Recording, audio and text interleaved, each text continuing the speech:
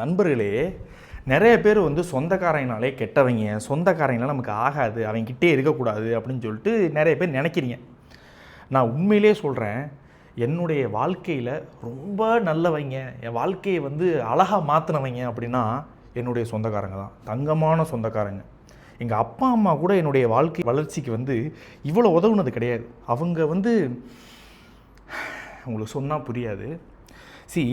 நான் என்னைக்கெல்லாம் வந்து இந்த மாதிரி என்னடா ஷூட் பண்ணிக்கிட்டு எடிட் பண்ணிக்கிட்டு இந்த சோஷியல் மீடியாவில் எப்படா வளர போகிறோம், வேலையும் பார்க்கணும், எப்படா அதெல்லாம் ஹேண்டில் பண்ண போகிறோன்னு ஒரு கட்டத்துக்கு அப்புறம் டயர்டாகி போங்கடா அப்படின்னு இருப்போம்ல, அந்த டைமில் ஒரு கேஜிஎஃப் பாட்டு, சார்பேட்டா பாட்டு, அதில் இருக்கிற அந்த பிஜிஎம்லாம் எடுத்து அந்த ஹெட்ஃபோன்ஸில் கேட்டுக்கிட்டு இவங்க பண்ணது, செஞ்சது, கொண்டது, அந்த இன்சல்ட்டு, அந்த ஈகோவை டச் பண்ணது, இதெல்லாம் யோசிச்சு பார்க்கும்போது வரும் பாருங்கள் ஒரு மோட்டிவேஷன்.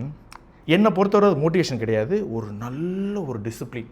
அது கொடுக்கறது வந்து என்னை ஒரு மாதம் பீக்கில் போகும். இப்போ இருக்கலாம் பிரச்சனையே இல்லைடா, நீ பார்த்துக்குவ, நீ எல்லாம் என்ன இதெல்லாம் ஒன்று என்னென்ன பண்ணியிருக்கேன், இப்போலாம் நீ உட்காரலாமா அப்படின்னு அது அப்படியே ஒரு 100 கை வந்து தட்டி கொடுக்குற மாதிரி இருக்கும். இதே ஒரு வேளை நம்ம சொந்தக்காரங்க வந்து நம்ம என்ன பண்ணாலும் கண்டுக்காமல் நீ என்ன வேணால் பண்ணுறா அப்படின்னு சொல்லிட்டு நம்மளை லைக் ஒரு கம்பேரிசன் பண்ணாமல் இப்படி விட்டுட்டாங்கன்னு வைங்களேன், எங்கேருந்து மோட்டிவேஷன் வரும்?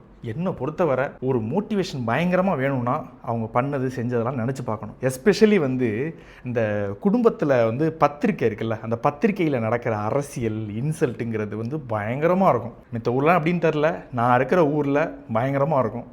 அந்த பத்திரிக்கை, அந்த இன்சல்ட்டு எல்லாத்தையும் வந்து வீட்டில் பத்திரமா ஸ்டோர் பண்ணி வச்சுருக்கேன். அதெல்லாம் தான் என்னுடைய ஒரு பெரிய மோட்டிவேஷன் கீ. இன்றைக்கி இந்த வண்டி ஓடிக்கிட்டு இருக்குன்னா அதுக்கு முதல் காரணம் இந்த மாதிரியான இன்சல்ட்டு தான். இதெல்லாம் எதுவுமே இல்லாமல் என் வாழ்க்கை நான் சந்தோஷமாக வாழ்கிறேன் இப்படிலாம் எடுத்தால் ஒரு மோட்டிவேஷன் வருமானு கேட்டால் எனக்கெல்லாம் வரலைங்க. நான் இதெல்லாம் வச்சு தான் ஒரு